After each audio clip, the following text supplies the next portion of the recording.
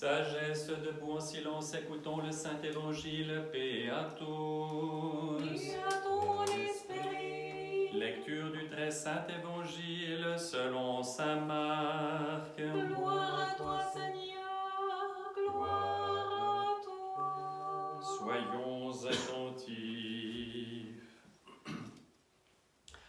En ce temps-là, un homme s'approcha de Jésus, s'agenouillant devant lui et disant: Maître, je t'ai amené mon fils qui est possédé d'un esprit muet. En quelque lieu qu'il le saisisse, il le jette par terre et l'enfant écume, grince des dents et se raidit. J'ai demandé à tes disciples de l'expulser, mais ils n'en ont pas eu le pouvoir. En réponse, Jésus s'exclama: Engeance incrédule, jusques à quand serai-je parmi vous? Jusques à quand devrai-je vous supporter? Amenez-le-moi. Et ils l'amenèrent auprès de lui. Dès que l'enfant vit Jésus, l'esprit le secoua violemment et tombé sur le sol, il s'y roulait en écumant. Jésus demanda au père de l'enfant: Depuis combien de temps cela lui arrive-t-il? Il répondit: Depuis son enfance, et souvent l'esprit l'a jeté dans le feu ou dans l'eau pour le faire périr. Mais si tu as quelque pouvoir, viens à notre aide par compassion envers nous. Jésus lui dit: Le pouvoir, c'est la foi. Tout est possible à celui qui croit. Aussitôt le père de l'enfant s'écria en pleurant: Je crois, Seigneur, viens en aide à mon peu de foi. Jésus, voyant accourir la foule, menaça l'esprit impur en lui disant: Esprit sourd et muet, je te l'ordonne, sors de cet enfant et n'y rentre plus. Après force, cris et convulsions, l'esprit sortit et l'enfant devint inerte, si bien que la plupart des gens disaient qu'il était mort. Mais Jésus, l'ayant pris par la main, le fit lever et il se tint debout. Lorsque Jésus fut rentré à la maison, ses disciples lui demandèrent en privé: Pourquoi nous autres n'avons-nous pu l'expulser? Il leur répondit: Cette espèce-là ne peut sortir que par la prière et par le jeûne.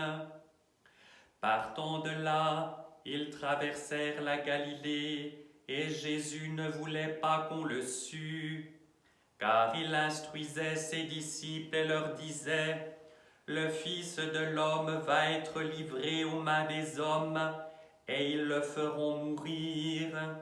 Mais une fois mort le troisième jour, il ressuscitera. En ce temps-là, Jésus parcourait toute la Galilée, enseignant dans les synagogues, proclamant la bonne nouvelle du royaume et guérissant le peuple de toute maladie et de toute infirmité. Sa renommée se répandit dans toute la Syrie, et on lui amenait tous les malheureux souffrant de maladies et de tourments divers, démoniaques, lunatiques, paralytiques, et il les guérissait. De grandes foules se mirent à le suivre, venus de la Galilée, de la Décapole, de Jérusalem, de la Judée et d'au-delà du Jourdain. Voyant les foules, Jésus gravit la montagne, il s'assit et ses disciples s'approchèrent de lui, et prenant la parole, il les enseignait en disant: Heureux ceux qui ont une âme de pauvre, car ils possèdent le royaume des cieux. Heureux les affligés, car ils seront consolés. Heureux les doux, car ils recevront la terre en héritage. Heureux ceux qui ont faim et soif de justice, car ils seront rassasiés. Heureux les miséricordieux, car ils obtiendront miséricorde. Heureux les cœurs purs, car ils verront Dieu. Heureux les artisans de paix, car ils seront appelés fils de Dieu. Heureux les persécutés pour la justice, car ils possèdent le royaume des cieux. Heureux êtes-vous si l'on vous insulte, si l'on vous persécute, si l'on vous calomnie de toute manière à cause de moi. Soyez dans la joie et l'allégresse, car votre récompense sera grande dans les cieux. C'est bien ainsi qu'on a persécuté les prophètes, vos devanciers. Vous êtes le sel de la terre. Si le sel perd sa saveur, avec quoi va-t-on le saler? Il n'est plus bon à rien qu'à être jeté au dehors et foulé aux pieds par les hommes. Gloire à toi, Seigneur, gloire à toi.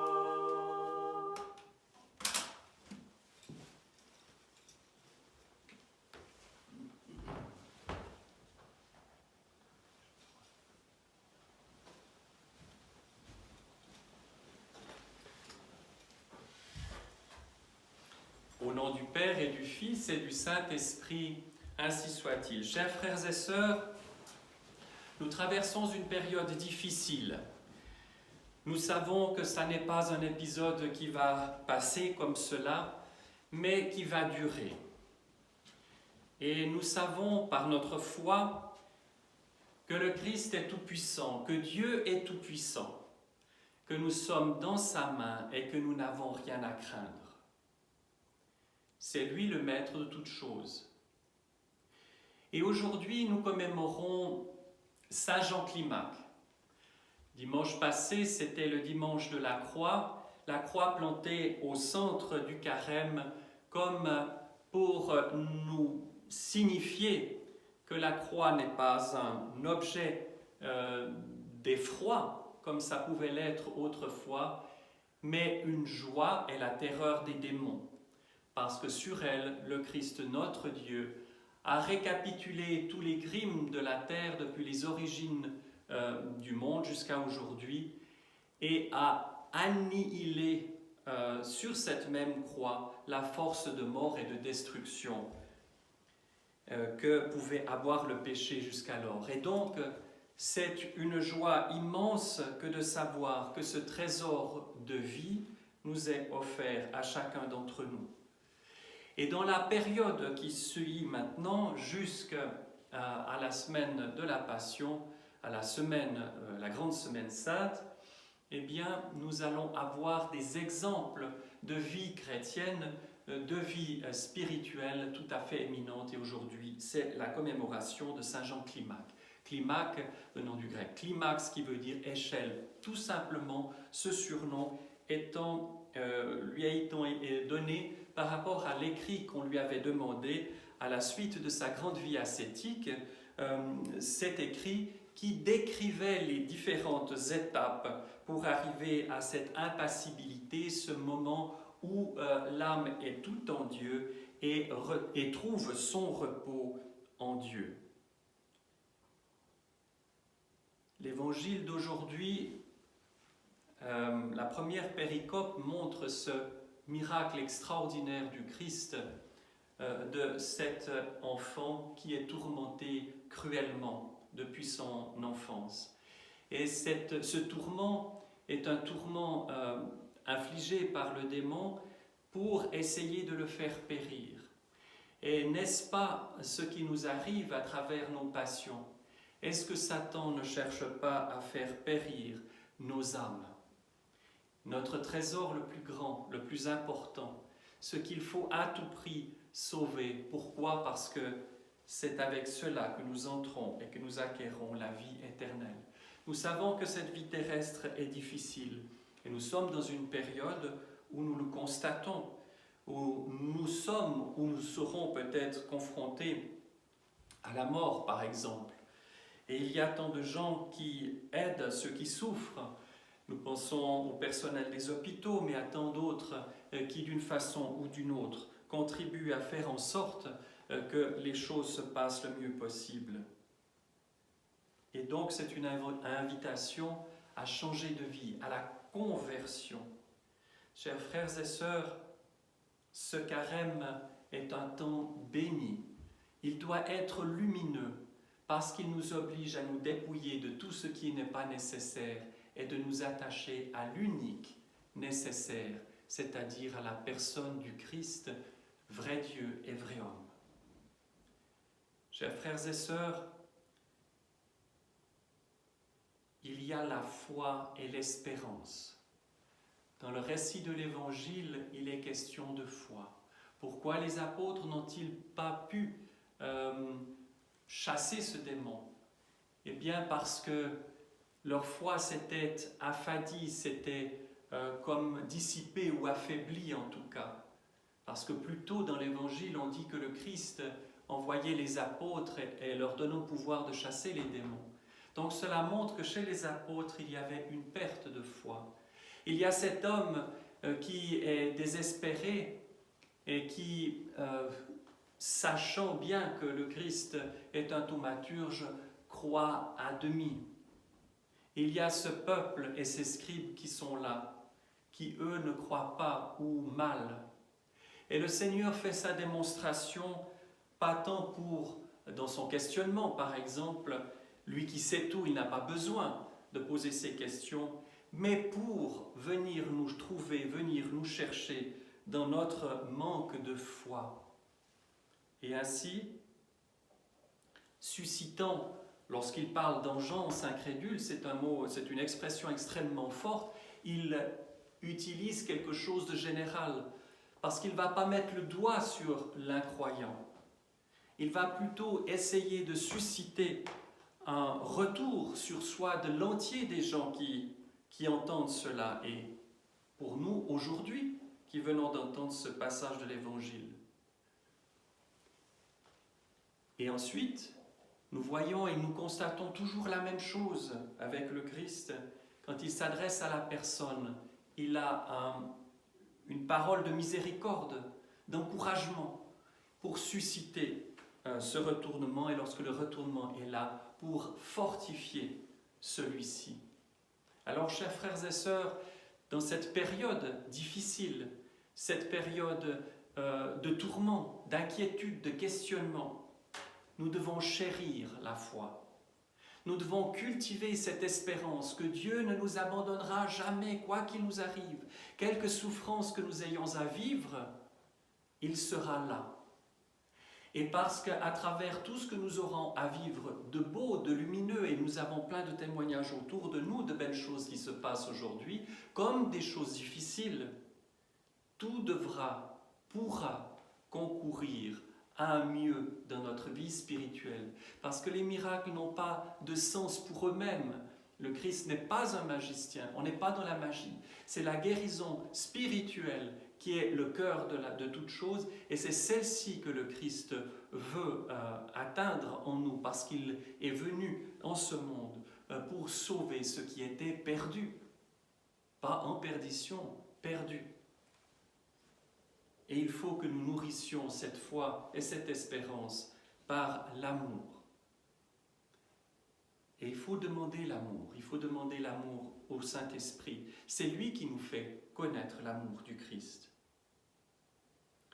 Et à travers Saint Jean Climac, nous sont montrés les moyens de sérieux, de cette prise au sérieux de cette vie spirituelle.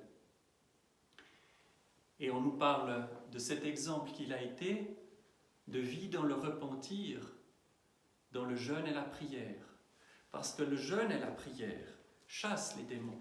Et c'est pour cela que Saint Jean Climac a été aussi un grand thaumaturge.